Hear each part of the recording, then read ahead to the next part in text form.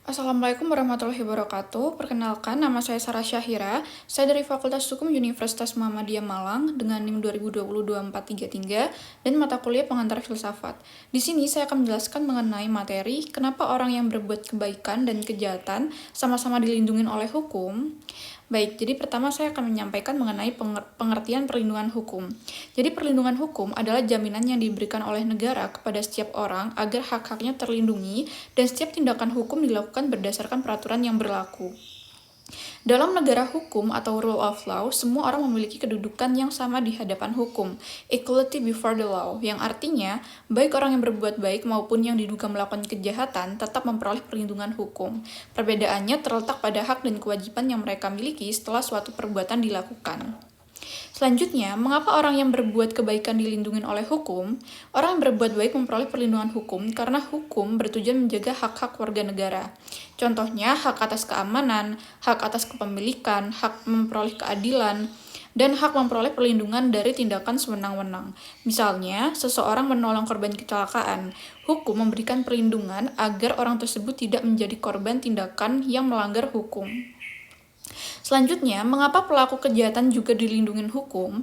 Pelaku kejahatan tetap dilindungi hukum bukan karena perbuatannya benar, tetapi karena ia tetap manusia yang memiliki hak-hak dasar.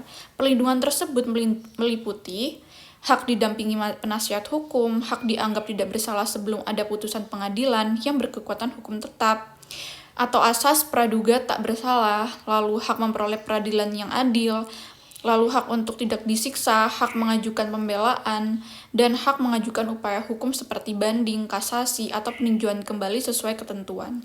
Perlindungan tersebut bertujuan mencegah kesalahan penegakan hukum seperti penangkapan sewenang-wenang, penyiksaan, atau penghukuman terhadap orang yang sebenarnya tidak bersalah. Lalu ada pun teori yang menjelaskan mengenai yang pertama, ada teori perlindungan hukum menurut tokoh Philippus M. Hadjon. Jadi, Hadjon ini membedakan perlindungan hukum menjadi yang pertama ada preventif, yaitu perlindungan sebelum terjadi pelanggaran. Yang kedua, ada represif, yaitu perlindungan melalui penyelesaian sengketa setelah terjadi pelanggaran. Teori ini menegaskan bahwa setiap orang berhak memperoleh perlindungan hukum tanpa melihat statusnya sebagai korban maupun pelaku.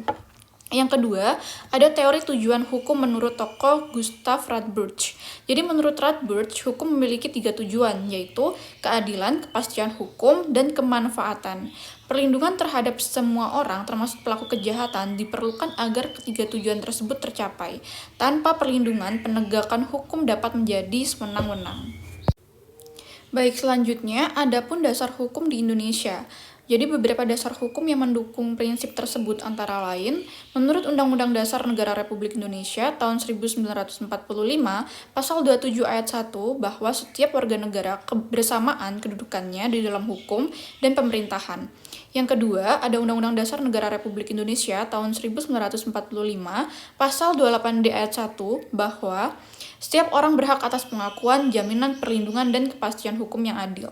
Selanjutnya ada Undang-Undang Nomor 39 Tahun 1999 yang menjamin hak-hak dasar setiap orang. Dan ada juga Kitab Undang-Undang Hukum Acara Pidana yang mengatur hak-hak tersangka, terdakwa, dan korban dalam proses pidana.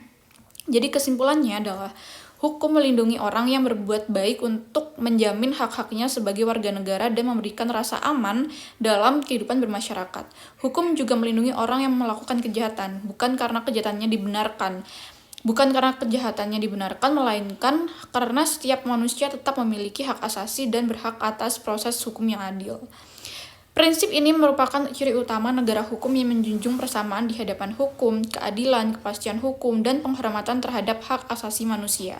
Dengan demikian, perlindungan hukum bagi semua orang justru menjadi mekanisme untuk memastikan bahwa hukuman dijatuhkan secara sah, proporsional, dan tidak sewenang-wenang. Baik, terima kasih. Sekian dari penjelasan saya. Mohon maaf apabila saya ada salah kata atau perbuatan. Wassalamualaikum warahmatullahi wabarakatuh. Terima kasih.